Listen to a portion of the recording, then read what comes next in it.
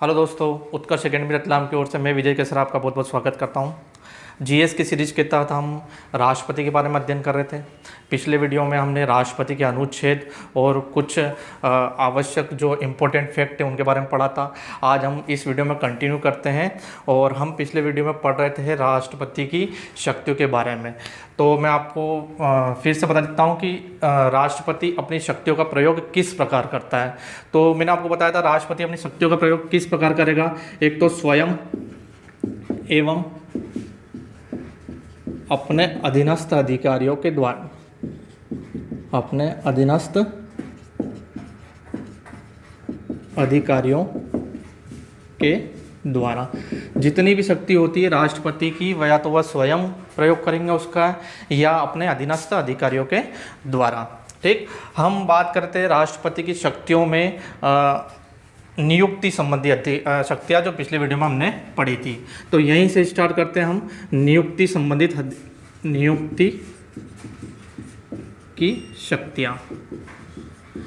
नियुक्ति की शक्तियों में हमने पढ़ा था सबसे पहले कि प्रधानमंत्री की नियुक्ति कौन करता है, राष्ट्रपति, और अन्य मंत्रियों की नियुक्ति कौन करता है, राष्ट्रपति प्रधानमंत्री की सलाह पर। ये हमने पिछले वीडियो में पढ़ लिया था। दूसरा हमने पढ़ा था राज्यपाल की नियुक्ति। किन की नियुक्ति? दूसरा हमने पढ़ा था राज्यपाल की नियुक्ति। राज्यपाल की नियुक्ति या तो एक राज्य में एक राज्यपाल की नियुक्ति कर सकता है राष्ट्रपति, या एक ही राज्यपाल को दो राज्य भी दे सकते हैं, या 3 राज्यों के भी राज्यपाल बनाए जा सकते हैं। तो राज्यपाल की नियुक्ति कौन कर सकता है? राष्ट्रपति करते हैं। भारत के या ऐसे लिख लीजिए अपन, सर्वोच्च न्यायालय एवं उच्च न्यायालय के मुख्य न्यायाधीश, उच्च न्यायालय के मुख्य न्यायाधीश की नियुक्ति। सर्वोच्च न्यायालय एवं उच्च न्यायालय के न्यायाधीशों या मुख्य न्यायाधीशों की नियुक्ति कौन करते हैं? राष्ट्रपति।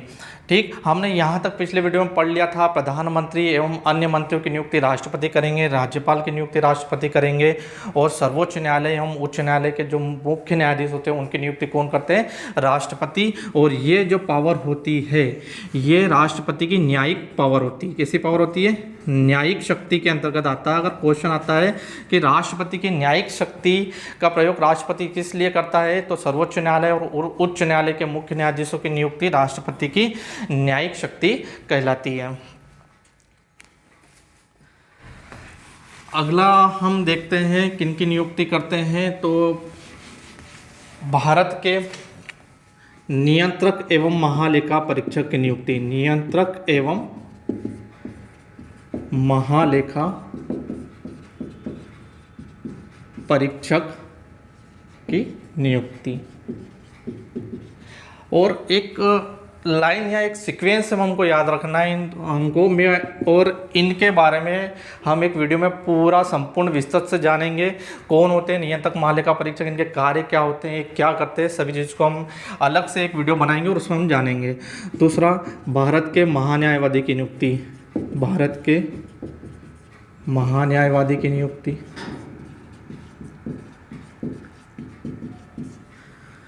मुख्य चुनाव आयुक्त, मुख्य चुनाव आयुक्त एवं अन्य चुनाव आयुक्त की नियुक्ति, मुख्य चुनाव आयुक्त एवं अन्य चुनाव आयुक्त की नियुक्ति। अगला, संघ लोक सेवा आयोग, संघ लोक सेवा आयोग के अध्यक्ष एवं सदस्य की नियुक्ति। यहाँ पर क्वेश्चन ये बनता है कि संघ लोक सेवा आयोग की जगह लिख दिया जाएगा राज्य लोक सेवा आयोग के अध्यक्ष एवं सदस्य। तो ध्यान रखिएगा, राज्य लोक सेवा आयोग के जो अध्यक्ष और सदस्य होते हैं उनकी नियुक्ति राज्यपाल करते हैं, लेकिन यहाँ पर ध्यान रखिए संघ लोक सेवा आयोग के अध्यक्ष एवं सदस्य की नियुक्ति। ये जितने भी हम यहाँ पर लिख रहा हूँ मैं टॉपिक, इनके बारे में हम डिटेल से नेक्स्ट वीडियो की अब जो सीरीज चलेगी उसमें नेक्स्ट वीडियो में हम संपूर्ण विस्तृत रूप से इसको जानेंगे। यहाँ पर आप नंबर चेंज कर लीजिएगा 5, 6, 7, 8। ठीक। नियंत्रक महालेखा परीक्षक की नियुक्ति, भारत के महान्यायवादी की नियुक्ति, मुख्य चुनाव आयुक्त एवं अन्य चुनाव आयुक्त की नियुक्ति और संघ लोक सेवा आयोग के अध्यक्ष एवं सदस्यों की नियुक्ति। अगले कुछ आयोग होते हैं जिनके बारे में अपन जानते हैं, जिनकी नियुक्ति राष्ट्रपति करते हैं, जिनके सदस्यों की नियुक्ति। और जैसे कि आपके वित्त आयोग जो होता है वो उनके अध्यक्ष और सदस्य जो होंगे उनकी नियुक्ति कौन करेंगे? राष्ट्रपति। जैसे कि अपने पिछड़ा वर्ग आयोग के सदस्य, अल्पसंख्यक आयोग के सदस्य, अल्पसंख्यक आयोग के सदस्य, वित्त आयोग के सदस्य, पिछड़ा वर्ग आयोग के सदस्य, अल्पसंख्यक आयोग के सदस्य, भाषा आयोग के सदस्य। ये पूछ लिए जाते हैं क्वेश्चन कभी कभी कि पिछड़ा वर्ग आयोग के सदस्यों की नियुक्ति कौन करता है, या भाषा आयोग के। तो ये कुछ इंपॉर्टेंट आयोग है जिनको विस्तृत में भी पढ़ेंगे। यहाँ पर सिर्फ नियुक्ति संबंधी ध्यान रखिए कि वित्त आयोग के सदस्य, पिछड़ा वर्ग आयोग, अल्पसंख्यक आयोग, भाषा आयोग, इन आयोग के सदस्यों की नियुक्ति कौन करते हैं? राष्ट्रपति। जैसे कि अनुसूचित जाति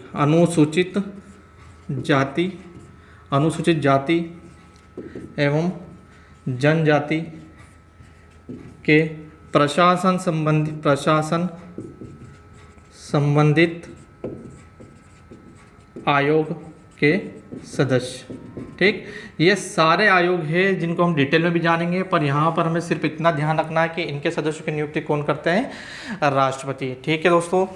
अब आगे कुछ 2-3 और है जिनकी जो एग्ज़ाम पर्पज से पूछे जाते हैं, हमें उन्हीं को ही ध्यान रखना है बस। और ये काफ़ी बार पूछे गए हैं ये आयोग वगैरह, और वैसे विशेषकर मुख्य न्यायाधीश, संघ लोक सेवा आयोग, प्रधानमंत्री, इनके बहुत ज़्यादा बार पूछे जाते हैं। ठीक। अगला हो गया अपना राज्यों के बीच समन्वय हेतु जो अंतर्राज्यीय परिषद बनी होती है, अंतर्राज्यीय परिषद के सदस्य। राज्यों के बीच जो समन्वय स्थापित करने के लिए अंतर्राज्यीय परिषद होती है, उनके सदस्यों की नियुक्ति कौन करते हैं? राष्ट्रपति।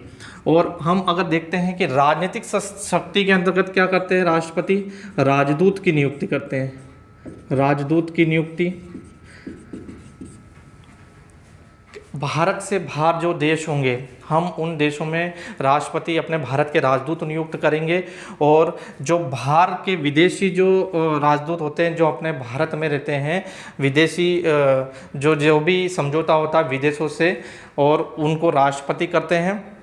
और उनकी नियुक्ति, विदेशों से जो राजदूत होते हैं उनकी नियुक्ति भी भारत में कौन करते हैं? राष्ट्रपति। ध्यान रखिएगा, राजदूत की नियुक्ति कौन करते हैं? राष्ट्रपति।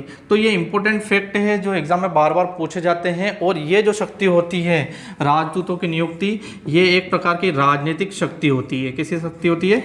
राजनीतिक शक्ति। तो राजनीतिक शक्ति में हमें 2 चीज़ ध्यान रखना, एक तो राजदूत की नियुक्ति, दूसरा भारत और कोई भी विदेश हो उनके बीच अगर कुछ भी समझौता होगा, भारत और विदेश के बीच जो भी समझौता होगा वह राष्ट्रपति के नाम से ही होता है। मैं लिख देता हूँ, भारत और, यहाँ तक हो गया समझ में? ठीक। भारत और विदेशों के बीच जो भी समझौता होगा, या फिर डायरेक्ट लिखता हूँ विदेशों के बीच जो समझौता होता है,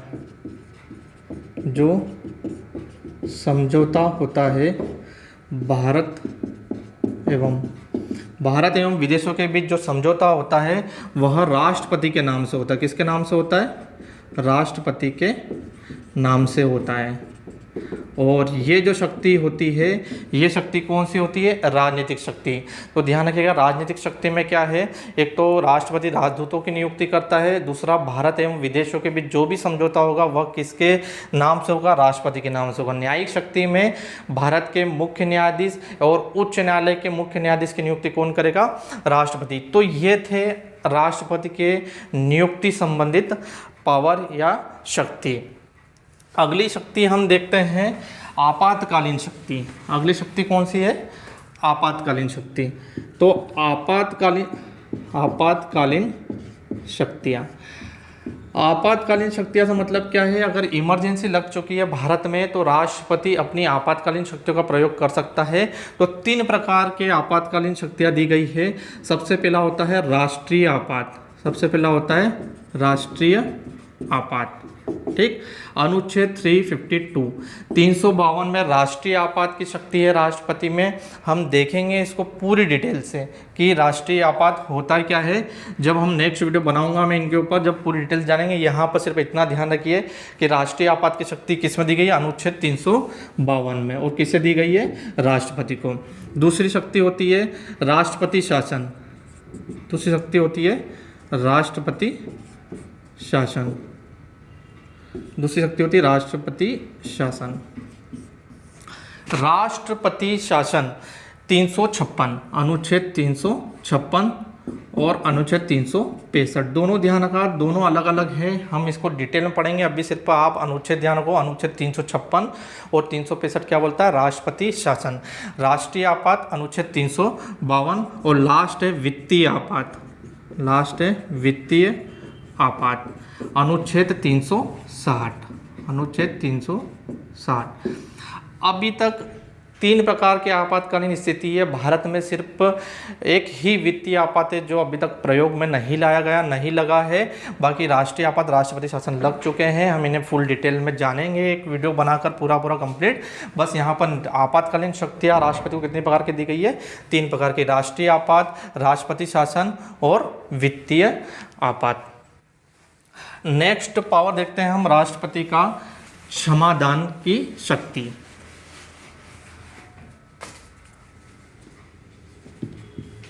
क्षमादान की शक्ति। क्षमादान की शक्ति मतलब जो भी दोषी होते हैं उनकी क्षमा याचना की शक्ति किसके पास होती है? राष्ट्रपति की।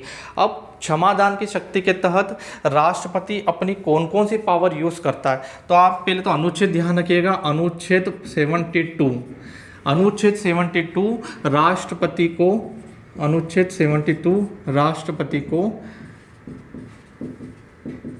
क्षमादान की शक्ति प्रदान करता है, क्षमादान की शक्ति प्रदान करता है, ठीक। क्वेश्चन आता है अपना कि राष्ट्रपति की क्षमादान की शक्ति का वर्णन किस अनुच्छेद में? तो अनुच्छेद 72 में। अब इसमें कौन कौन सी शक्तियों का प्रयोग करेगा राष्ट्रपति, क्षमा कैसे करेगा? तो हम उनको डिटेल से जानते हैं, किन किन दोषियों के ऊपर कौन कौन सी क्षमा याचनाएं लगाई जाती है। सबसे पहला आपका है प्रविलंब, प्रविलंब, ठीक। दूसरा है परिहार, तीसरा है लघुकरण, चौथा है क्षमा और 5वां है विश्राम। ये 5 प्रकार की क्षमादान की शक्तियों में अनुच्छेद 72 में वर्णन किया गया है। अब इनको हम विस्तृत से जान लेते हैं। कभी कभी क्वेश्चन आ जाता है कि राष्ट्रपति के आर्टिकल 72 में जो क्षमादान की शक्ति होती है इसमें प्रविलंब किसे कहा जाता है, क्या होता है, परिहार क्या होता है, ऐसे क्वेश्चन पूछ ले जाते हैं। तो हमको डिटेल में जान लेते हैं प्रविलंब, परिहार, लघुकरण, क्षमा और विश्राम क्या होते हैं, ठीक। यहाँ से सबसे पहला आप देखिए प्रविलंब के बारे में और ध्यान रखिएगा। अनुच्छेद 72 क्या होता है? क्षमादान की शक्ति। सबसे पहला प्रविलंब, प्रविलंब, प्रविलंब में विशेषकर जो दोषी होता है उसकी सज़ा पर रोक लगाई जाती है और विशेषकर मृत्युदंड पर रोक लगाया जाता है। तो ध्यान रखा, प्रविलंब में क्या कहा जाता है? सज़ा पर रोक, सज़ा पर रोक। और विशेषकर किस पर? विशेषकर मृत्युदंड पर रोक, मृत्युदंड पर रोक लगाई जाती है। अब क्यों लगाई जाती है? तो प्रविलंब में मृत्युदंड पर रोक लगाई जाती है इसलिए कि जो दोषी है वह क्षमा याचना कर सके, उसकी मृत्युदंड पर रोक लगा दी जाती है। किसमें? प्रविलंब में। क्वेश्चन आएगा कि जो दोषी होते हैं उनके मृत्युदंड पर रोक लगाई जाती है किस क्षमा जो दान की शक्ति है आर्टिकल 72 में राष्ट्रपति द्वारा किसका प्रयोग किया जाता है? तो प्रविलंब का, ठीक। अगला है लघुकरण, अगला है लघुकरण। इस लघुकरण में जो क्षमादान का जो स्वरूप होता है उसे परिवर्तित कर दिया जाता है। परिवर्तित कैसे? जैसे कि मृत्युदंड दिया है तो उसे कठोर कारावास में चेंज कर देंगे, और अगर कठोर कारावास दिया गया है तो उसे साधारण कारावास में परिवर्तित कर दिया जाएगा। तो आप ध्यान रखिएगा, लघुकरण में क्या होगा, मृत्युदंड को परिवर्तित करके, मृत्युदंड को परिवर्तित करके कठोर कारावास में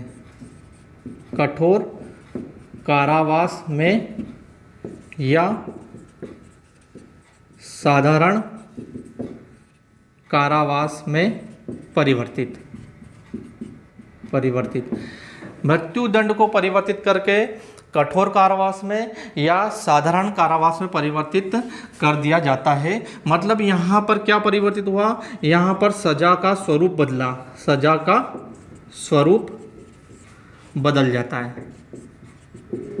ठीक है दोस्तों, समझ में आ गया। प्रविलंब, मृत्युदंड पर रोक लगाना है, सिर्फ मृत्युदंड पर रोक लगाना ताकि वह क्षमा याचना कर सके, और यहाँ पर पूरा स्वरूप चेंज करना है, मृत्युदंड को परिवर्तित करके कठोर कारावास या साधारण कारावास में परिवर्तित करना। प्रविलंब हो गया, लघुकरण हो गया, और अगला है परिहार, अगला है परिहार।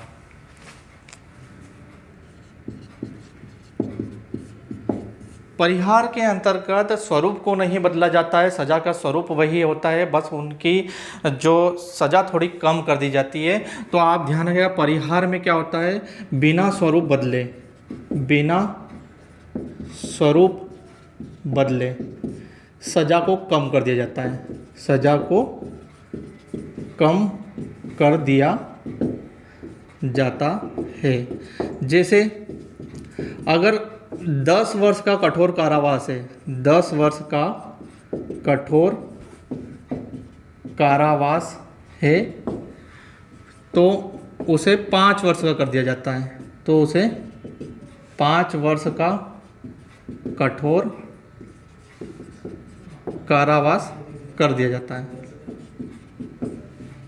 ठीक है दोस्तों, ये होता है परिहार। इसमें स्वरूप ना बदलकर जो वर्षों को, जो सजा को कम कर दिया जाता है, 10 वर्ष के कठोर कारावास को किस में कर दिया जाता है, 5 वर्ष के कठोर कारावास में कर दिया जाता है।